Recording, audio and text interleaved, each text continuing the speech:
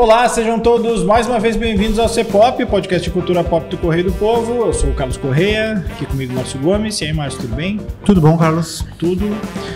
Vou fazer um disclaimer aqui, né? Porque era pra gente ter gravado esse vídeo ontem, mas eu tava meio ruim do braço semana passada.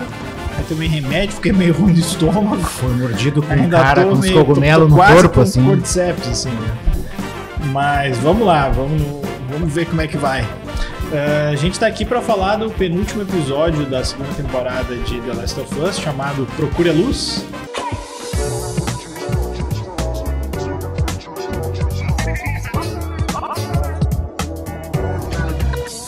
Semana que vem termina essa segunda temporada, que em tese vai ter mais uma, né? Os caras estão falando talvez mais duas. Pela corrida que eles estão dando, acho que vão resolver em duas temporadas, mas não sei se ano que vem, né? Acho que tá com cara de que esperar mais tempo, né? Acho que sim. E eu li até, depois posso confirmar aqui, que eu acho que o último episódio é 1h30, né? Acho que ele vai ter meio duração de filme, assim. Faz sentido, até porque eles mostraram ali naquele cenas do próximo capítulo ali. Mas enfim, como era previsto já, esse sexto episódio, ele é na verdade um grande flashback, né? De coisas que aconteceram antes da morte do Joe. E traz cenas novas para o jogo, acho que essa é a grande novidade. Grande não, tem muitas novidades, algumas boas, outras nem tanto, a gente vai discutir aqui. Mas traz flashbacks de uma história, assim como no jogo também tem um flashback, a ordem é um pouco diferente. Mas enfim, aprofunda um pouco a relação do Joe com a Ellie e clareia ali como é que ela ficou sabendo, né, o final da primeira temporada. Personagem que o Márcio queria que voltasse, voltou, né? Sabia que apareceu o Eugênio, grande Eugênio. Não era uma grande. Não, é um episódio só dele, mas tá aí, dele, né? Tava ali, enfim, na cara que ele ia vir. Acho que um episódio para dar vaga na Sul-Americana, né? Não é nem na Libertadores. Eu faria um spin-off do Eugênio. The Last of Us, Eugênio. Mas enfim, o que tu achou aí, Márcio? Que depois eu vou descer a linha. Eu acho que tem duas coisas. Um episódio em si, né? Que, como o Carlos falou, é um flashback, e a maneira como ele foi estruturado, eu não sei se é estruturado assim no jogo ou não, mas enfim, é a partir dos aniversários da Ellie. Não. E eu achei bem interessante a forma que eles resolveram usar, porque pela forma como a Bella Ramsey interpreta e pelos textos ali, tu vai vendo uma Ellie bem mais infantil logo no começo ali, quando ela ganha um bolo, daí enfia a mão no bolo e come o bolo com as mãos. Depois tem um segundo aniversário em que ela vai, o Joe leva ela num museu de espacial, eu acho. Sim. Né, várias que é uma coisas. cena bem marcante no jogo. E daí tem um dinossauro e tal. Então, e daí depois é quando ela começa a envelhecer um pouco mais, ficar entrando ainda mais na fase jovem adulta, né? Em que daí ela começa a ter sua própria individualidade, onde as rugas começam a aparecer. Daí o episódio mostra que a grande rusga nem foi tanto a questão. A grande rusga entre os dois não foi tanto a questão da chacina no hospital ali, né, mas sim a morte do Eugênio, né, que ele prometeu uma coisa pra ela e fez outra. E pra mim funcionou o episódio. Ele é emocionante em alguns momentos, ele é um episódio como toda essa temporada, com exceção do episódio 2, eu acho, ele é uma temporada mais low profile, mais calma, aprofundando os personagens, apostando muito mais no drama do que na ação. Não sei se foi a percepção de que aquele episódio 3 da primeira temporada foi tão elogiado, então eles resolveram, bom, então vamos fazer toda uma temporada mais ou menos nessa linha, assim. E isso, obviamente, desagradou muitos dos fãs dos jogos que esperavam mais uma jornada de vingança da Ellie, uma coisa mais semelhante à narrativa do jogo. O que me leva ao segundo ponto, assim, que daí é o problema que essas propriedades intelectuais enfrentam, que é quando os fãs, né, ou as pessoas que conhecem esses jogos, esses personagens, essas histórias em outras mídias, começam a encarar novas versões dela, né, e isso a gente encontrou no Game of Thrones, isso a gente encontrando agora no The Last of Us, e teve outros exemplos, talvez a Barbie ou qualquer outras coisas em que não é que tu muda a história, mas tu apresenta a mesma história de uma forma diferente. E daí como quem já tem contato com essas histórias sempre tem uma expectativa prévia daquilo que eles gostaram, daquela coisa, não é nem tão nostálgica, né? Mas aquilo que te atraiu em primeiro lugar, tu só faz uma série dessas porque esse conteúdo funcionou em outra mídia, né? Tu faz o Last of Us porque o jogo foi um sucesso. Se o jogo foi um sucesso, as pessoas gostaram do que era o jogo. Quando tu transpõe pra TV e daí tu tenta pegar um número maior de gente, não só a galera que jogou, e também começa a apostar em outros elementos, tem esse momento de ruptura. Eu vi, nem sei se são esses os aspectos que o Carlos vai abordar, mas eu vi muita gente, eu acho que um grito ainda maior, assim, nas redes sociais, reclamando do andamento da história, assim, da maneira como os produtores resolveram contar a história desse jogo, seja pela questão do drama, seja por umas questões woke, que daí é aquelas reclamações normais ali. Já tinha no jogo. Essas reclamações tinham sobre por deixarem a Abby praticamente esquecida, porque é a tese do Carlos, eu acho que é correta, eles vão apostar na Abby na próxima temporada, na terceira. Então, junta tudo isso e daí tu tem esse suco de descontentamento em relação aos rumos da segunda temporada. O Craig Mazin, que é o produtor da série, falou em uma entrevista em que eles têm já confirmado a terceira temporada, obviamente, mas que ele tem quase certeza que não vai conseguir contar a história toda na terceira temporada, e que ele vai precisar de uma quarta, e que daí sim ele fecha tudo. Tem a ex-Max, né? De novo. Ex-HBO. HBO Max. Acho que aí já é mais cara de encomenda que qualquer coisa. Muito provavelmente uma quarta temporada. Tem muita gente especulando que até chegar na quarta já vai ter saído uma terceira edição do jogo. Não vai. E daí teria mais uma... que são 6 anos. Mas assim, são 6 anos. Um jogo desse tamanho, ele leva pelo menos 6 anos. E assim, o próximo jogo da Naughty Dog já está anunciado, é um jogo de espacial e tal, que assim, eles mal e mal mostraram o trailer, eu não sei se o ano passado ou retrasado. Então assim, esse jogo é para sair daqui com muita boa vontade uns 2, 3 anos. E aí tu tem que botar mais 5, 6 anos. Assim, não vai ter um jogo novo antes da quarta temporada. O que eles podem fazer é Game of Thrones. Não, eu tô dizendo a partir da quinta, não é nem quarta. Tô dizendo a partir de uma quinta temporada. Mas eu acho que toda a história em mais duas. Eu acho que eles vão encerrar o jogo na terceira temporada. Eu acho que eles vão avançar tipo Game of Thrones. E aí talvez melhore. Vamos lá. Eu até esse episódio eu tava meio dividido, assim, cara. Tipo, gostava de algumas coisas, não gostava de outras. Tava com medo de concordar com o incel, assim, em algumas coisas, mas enfim, não sendo incel, vou me soltar em algumas coisas, assim. E não é nem assim, eu acho que tem 2 grupos que para mim estão ficando claros, que é assim, quem não jogou o jogo tá encarando a série de um jeito, quem jogou tá encarando outra, mas não é unanimidade. Tipo assim, esses dias eu tava falando, a Duda, que era fotógrafa aqui do jornal, a Duda também é muito fã de The Last of Us 2 e ela tá adorando a série. E ela é muito fã do jogo. Acho que jogou mais que eu, inclusive. Bom, eu tô rejogando uma segunda vez. Qualquer um pode jogar mais que eu. Só que assim, pra mim é uma coisa tem 2 aspectos que pegam mais nessa segunda temporada. Pegam muito mais que a primeira temporada, que eu acho uma primeira temporada ok, porque não tinha o elemento da surpresa, mas eles refizeram do jeito que era o jogo na estrutura, por mais que eles desviassem de histórias, o que pra mim é ótimo. Eles desviarem de histórias não tem problema. Eu não quero ver exatamente a mesma história do jogo, se é pra isso eu só jogo o jogo ou boto gameplay ali no YouTube. Mas tem uma questão de, assim, espírito do jogo. Tu tem que manter o espírito do jogo. Tu não vai fazer uma adaptação de Romeu e Julieta em que o Romeu é um galinha e fica trovando todo mundo, em que a Julieta fica flertando com todo mundo. Tu não vai fazer uma adaptação de Dom Casmurro em que no final o Bentinho pega uma fita, uma sex tape e descobre que a Capitu traiu ele. Tô dando exemplos bem exagerados, mas assim... o peso... Eu vou começar por 2 partes. Eu vou começar pelas oportunidades que essa série está jogando fora. Eu tinha algumas dúvidas na opção que eles fizeram no começo da temporada, e por mais que eles tenham falado que eles não tinham tempo... Cara, o tempo era deles, eles trabalhavam o tempo como eles quisessem. O fato deles terem entregue já de cara quem era a Abby antes do assassinato do Joe, pra mim foi uma decisão equivocada. Pra mim teria muito mais peso tu saber que a Abby é uma pessoa que tu não sabe quem é, e naquele segundo momento lá de tipo assim, pô, que essa pessoa, caralho, essa mulher matou o Joe.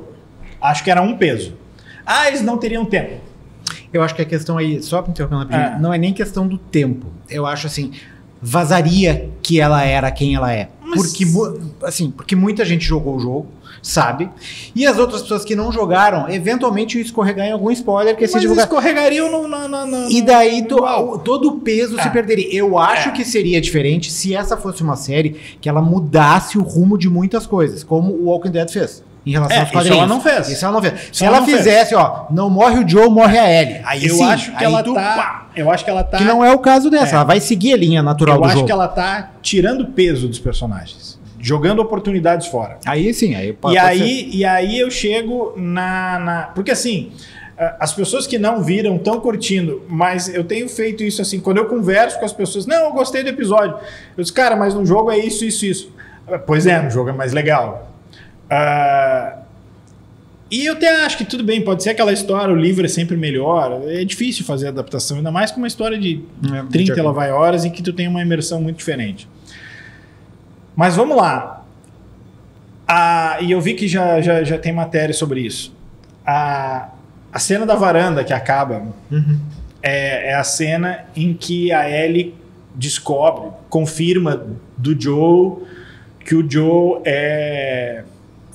matou todo mundo no hospital e protegeu ela. Primeiro, aquela história no jogo ela não acontece ali. Essa história acontece antes. Essa conversa, são duas conversas. Tem uma que eles condensaram em uma só. Essa primeira conversa acontece muito antes da data que ela está acontecendo na série. A Ellie vai até o hospital, ela descobre ela descobre sozinha. Eu entendo que eles trocaram isso pela história do Eugene, ela descobre pelo olhar dele jurando e quebrando a promessa. No jogo não, ela vai até o hospital de novo, e descobre umas gravações e confronta ele fala, e eles ficam muito tempo afastados. Que é o começo da série, onde o Joel diz que a Ellie está afastada dele para psicóloga. Eu até poderia dizer que é o furo, né? Porque, tipo assim, se isso só acontece agora, como é que ela estava afastada antes? Mas vou dar o benefício da dúvida de dizer que ela já estava afastada porque ela achava e tal. Mas, enfim, tem um afastamento maior no jogo, assim, um tempo maior de afastamento. Na série é 9 meses. Não. A morte do Eugene e depois o Lan. Sim, não. Eu tô dizendo assim, entre ele falar pra ela e ele morrer. Ah, sim. Entre falar e eles se reconciliarem. Sim. Ali, entre ele confirmar pra ela e entre eles reconciliarem, foi aproximadamente o quê? 2 minutos. É que na série não foi isso que afastou eles. Foi outro motivo. Sim. É o motivo da morte do Eugene, daí ficou 9 meses afastados. Mas assim... Mas igual, o grande peso pra mim eu não sei se tu leu as matérias já, que é o seguinte, essa cena da varanda, ela é literalmente a última cena do jogo. Tipo assim, acaba essa cena, tem uma coisa só que eu não vou contar que dá ainda mais peso, mas assim, acaba essa cena, sobe os créditos. Então assim, ela é outro peso. Por que ela é outro peso? Porque no jogo a ordem é um pouco diferente, assim. Tu sabe que eles estão afastados e aí o Joe morre. Então assim, tu entende a raiva dela, porque enfim, morreu o Joe e tal, mas tem um peso dela ali. E tu fica o jogo inteiro do tipo assim, caralho, velho. Eles morreram, ela morreu afastado e tal. E aí a última cena do jogo, ela tá lá, ela pega o violão. Aliás, o Joe é o ourives do Apocalipse, né? Ele conseguiu criar um violão, fez até a marcação ali. Caralho, o violão. Isso não é nada, da galera da Walking Dead fazia bala, né, cara? Então, fazer o violão é de menos. Rolou o Future Days, finalmente, né? Num outro contexto e tal. E aí, peraí que eu me perdi. E aí ele tava falando do violão, tava falando Bom, eu vou... Do reencontro dos dois. Não, ela pega o violão e acaba o jogo. Aí ela pega o violão, dá esse flashback, e aí tu entende que eles se reconciliaram. Só ali é mostrado que eles se reconciliaram. E isso dá uma tragédia ainda maior pro jogo. Porque tu pensa assim, caramba, eles iam, entre aspas, voltar. E aí tu vê a tragédia que é, tipo assim, a oportunidade que foi tirada. Mas aí, assim, eu não quero ser o advogado do diabo Sim. aqui, nem defender a série, longe de mim ter essa necessidade, assim. Mas, assim, a diferença pra mim nesse caso é que o segundo jogo do The Last of Us é um jogo, né? Ele começa e fecha no mesmo jogo. Essa temporada, ela vai se estender para mais uma ou duas. Então tu não teria como matar o Pedro Pascal aqui e fazer o fechar. Provavelmente eles não vão esquecer, mas provavelmente ele não vai aparecer. Eu acho que essa relação eu acho que é uma questão de contrato. Pode ser também, era o segundo ponto que eu ia chegar. É mais caro. Eu contratei o Pedro Pascal por 2 temporadas, né? Então eu usei ele nessas 2 temporadas, a partir daqui eu vou seguir com a série. E daí eu tenho que trazer todas essas questões da ligação dele com a Ellie pra essa temporada e depois a gente segue o rumo da vingança ali. Eu acho que é um pouco isso. Eu acho que o contrato pode ser, mas aí, pô, a HBO gasta com tanta coisa, não tem uma graninha pra pagar pro Pascal ali, né? Pô, tu ia contratar o Neymar pra botar ele 2 vezes em campo? Tu bota ele na Kings League, né?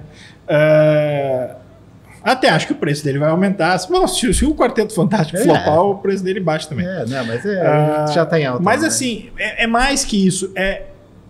O perfil da Ellie é diferente nessa temporada do que no jogo. De novo, já falei assim, no jogo é sangue no zóio o tempo todo. Não tem o I'm gonna be a dad, cara. Eu não tô falando da frase, mas aquela frase, ela simboliza muita coisa nessa temporada. É uma Ellie que às vezes tá felizinha e às vezes tá... E aí não fecha essa transição de quem vai torturar a Nora ali.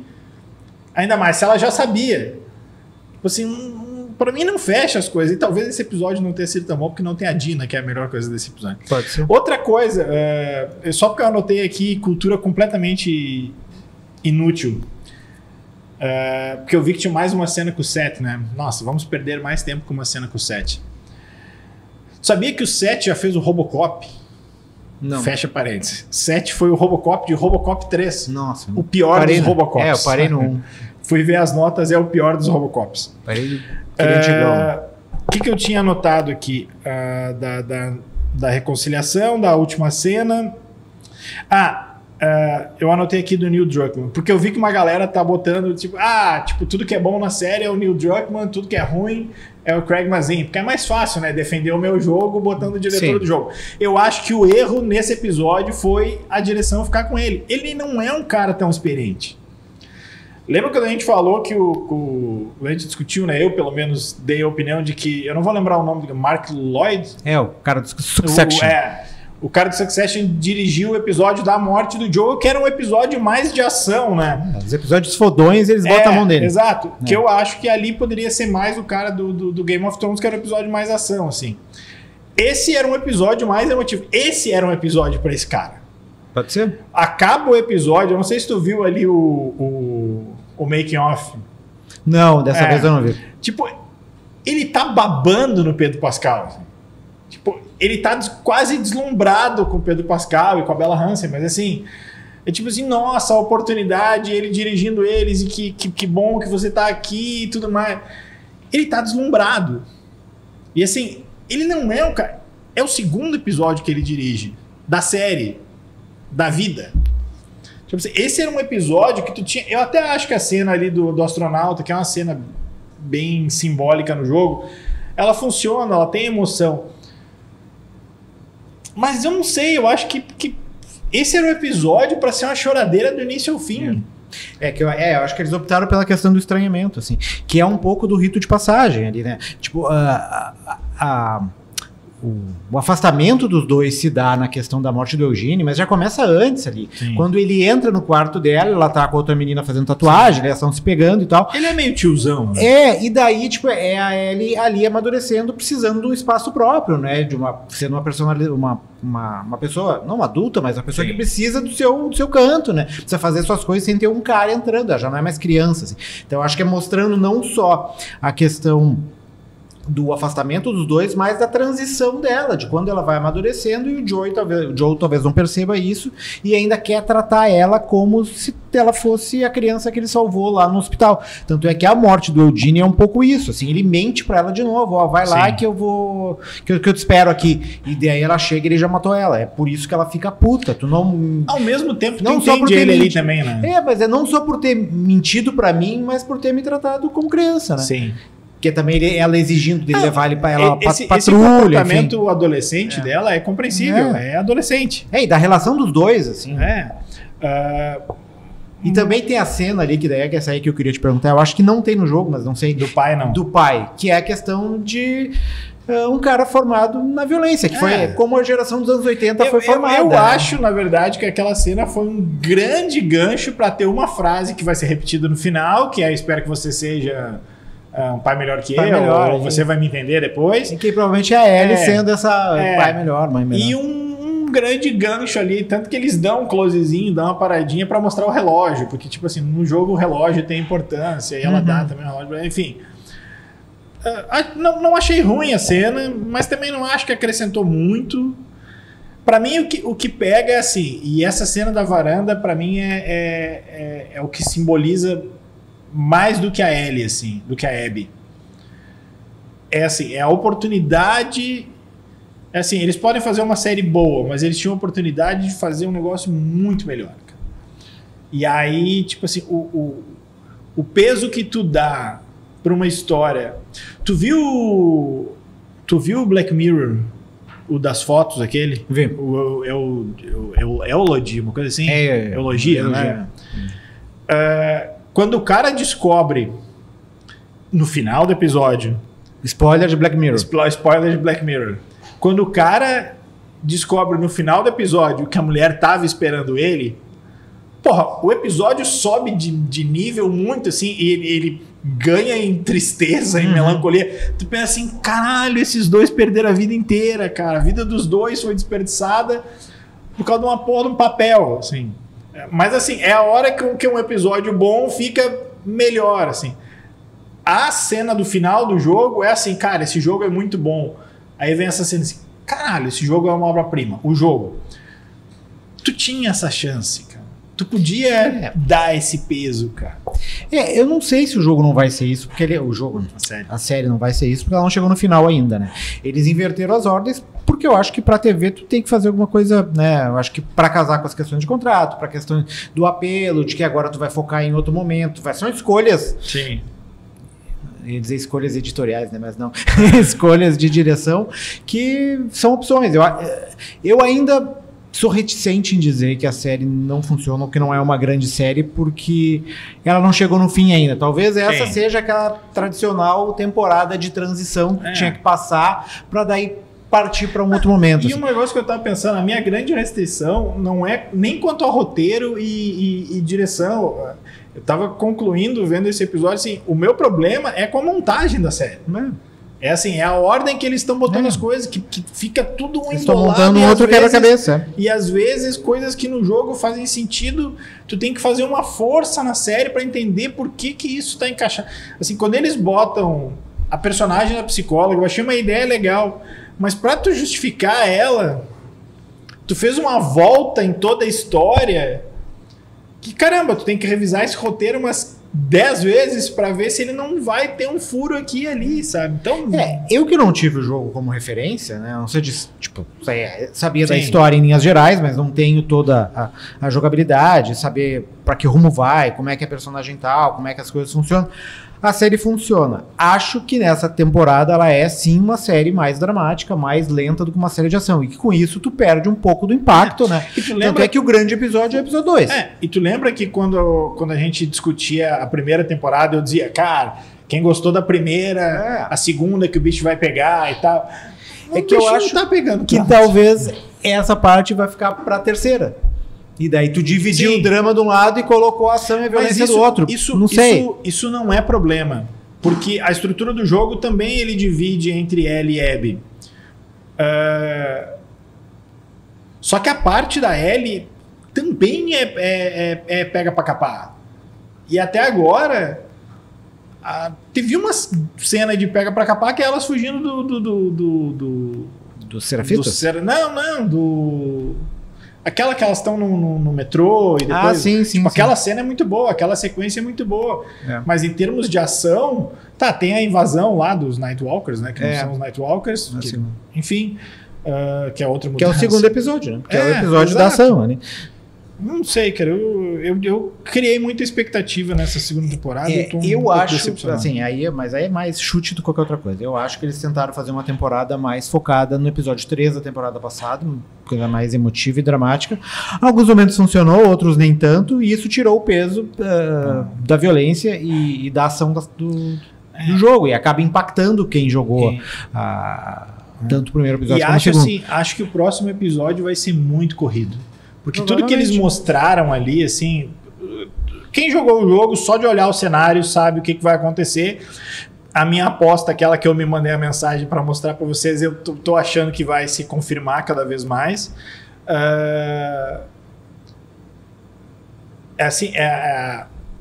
Os episódios no jogo eram o dia 1, dia 2, dia 3, né? Só que assim, cada dia até agora tá demorando bastante. Eu tô com a impressão que eles vão botar um dia e meio em um episódio só, assim, é muita coisa. Até porque esse episódio não apareceu o título dia 3, né? Porque não é o episódio é uma linha temporal diferente, eles não estão né? dividindo, eles botaram o dia 1 aquele ali só pra... flashback. Isso, mas, enfim, cara, tô ficando com ressalvas. Mas, assim, tá sendo curioso porque... eu vejo muita gente gostando e também muita gente não, mas eu consigo ver essa divisão mais assim, quem jogou e quem não jogou, assim. Porque de fato a história do jogo é uma história muito acima da média para videogame, assim. Ela é frouxa a melhor história em termos de, não sei qual outro jogo, talvez sei lá, God of War tem uma história legal, tipo assim, GTA, que é o GTA, não tem uma história tão bacana. Red Dead Redemption talvez tenha uma história que renderia... Red Dead Redemption acho que renderia uma boa série mais tradicional e mais longa, assim, faroeste, bang, né? Assim, eu não vou dizer dar o Red Dead Redemption pro Kevin Costner, porque Kevin Costner eu acho que é mais formal, assim, né? Tem que ser... Eu não vi, mas... Red Redemption Maga, assim. Exato. Eu não vi, mas eu acho que talvez tenha um pouco o espírito daquela Deadwood, que era uma série de bang bang meio... Sim. Meio... Não alternativa, mas não bang bang tradicional. Mas enfim, torcendo por séries que não vão acontecer. Fazer uma série Red Redemption, é isso? Red Dead Redemption. Red Dead Redemption, dirigida pelo Ryan Coogler com o Michael B. Jordan, de ator principal. Seria massa. Tipo, se eles matassem algum personagem que no jogo não morre, ou o contrário, alguém que no jogo morre e não morre. Que nem tu falou do Walking Dead, cara, eu acho que seria legal, porque tipo, todo mundo fica meio perdido, assim. Não é o que eles estão fazendo, assim, até agora. Mas, vamos ver. Semana que vem a gente vai estar aqui para falar do último episódio, seja lá qual for o nome. Não vai ser dia 13, eu acho. Ou vai também, né? Não sabemos. Quem está com a edição deste programa é Thiago Basso, tá? Então, a gente fica por aqui. Voltamos ainda essa semana, não eu, né? Mas Márcio provavelmente, né? Missão Impossível, um filme sobre a temporada de 2025 do Grêmio. Pode ser da dupla Grenal, né? Pode ser. Tá se encaminhando para a dupla Grenal. Enfim, a gente vai ficando por aqui. Até mais, tchau, tchau.